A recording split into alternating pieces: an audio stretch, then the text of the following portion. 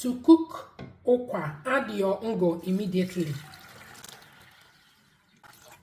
On the heat and allow it to cook until soft. Let's check. It looks done. It's done.